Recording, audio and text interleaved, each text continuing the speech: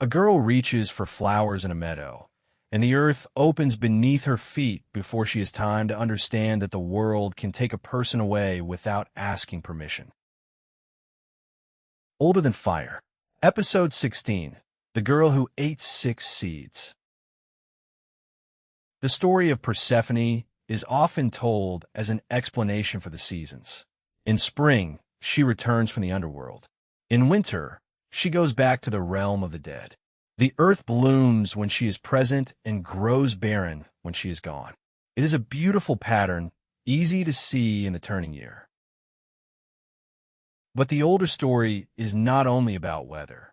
It is about a mother losing her daughter. It is about a daughter being taken into a place from which no one returns unchanged. It is about a God who treats desire as a right, and about the other gods deciding how much suffering can be tolerated before an order of power must respond. It is about a world that stops growing because one private grief has become too large to hide. Persephone does return.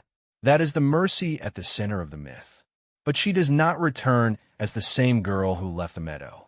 Demeter does not receive back the child she lost in exactly the form she remembers. The reunion is real, but it is divided. The mother gets her daughter for part of the year. The daughter belongs to two worlds. The earth learns to live with absence. There are different versions of Persephone's story, and the details change. The number of seeds varies. In some tellings, she eats 4. In some, 3. In the version that gives this episode its title, she eats 6 pomegranate seeds. The number is less important than the act. By tasting food in the underworld, Persephone becomes bound to it. She has crossed a border that food can remember. Before she is queen of the dead, Persephone is Kore, the maiden, the girl whose name means simply daughter or young woman. This name matters because it places her inside her mother's gaze. She is not yet a public figure, not yet the ruler of a realm, not yet the person who can stand between the living and the dead. She is the child at the center of Demeter's life. Demeter is the goddess of grain, cultivated earth, harvest, and the difficult abundance that allows human beings to live in settled communities. She is not the earth in every sense. Gaia is the deep earth, the ground beneath all things. Demeter is the earth as food, field, seed, and human labor.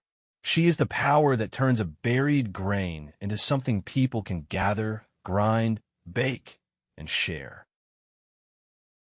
Her work is intimate. It enters kitchens and storage jars. It lives in the gesture of scattering seed and waiting. It depends on time, weather, attention, and the promise that a buried thing may emerge again. Demeter's world is not the world of sudden miracles. It is the world of repetition. Plant, wait, weed, cut, thresh, store, begin again.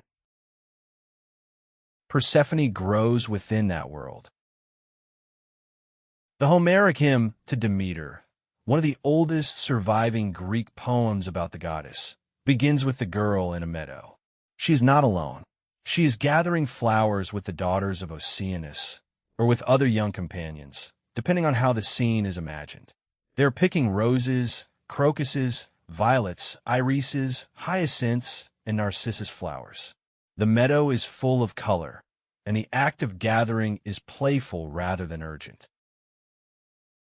This is important. The story does not begin with a battlefield or a royal court. It begins with girls choosing flowers. Their hands move close to the ground. They call out to one another. They compare what they have found. The world is open, bright, and shared. Then Persephone sees a flower unlike the others.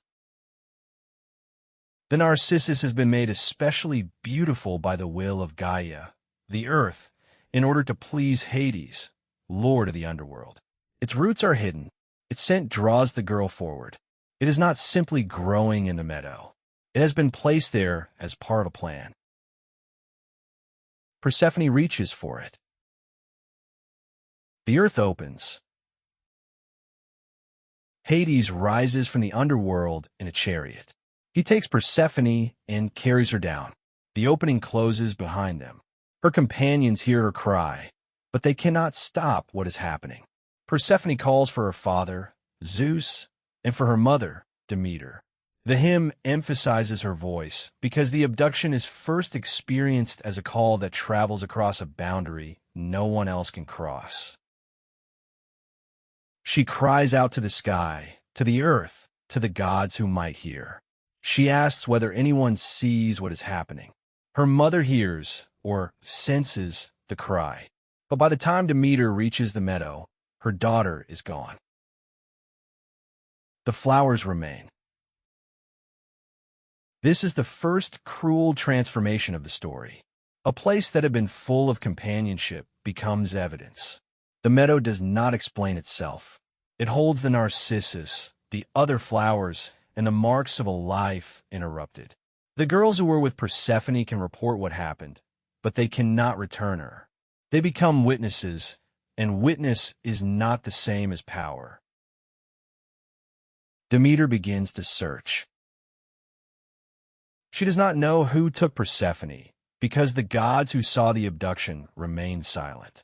Hecate hears the girl's voice from her cave, but she does not see the face of the one who carried her away. Helios, the sun, sees everything from above. Other gods know. The silence is not caused by ignorance. It is maintained because the person responsible is Hades, and the arrangement has been approved by Zeus. This is one of the most painful facts in the hymn. You just heard the first part of this one. The rest of the episode is on Patreon right now. Subscribers get every new episode a full week before it lands anywhere else.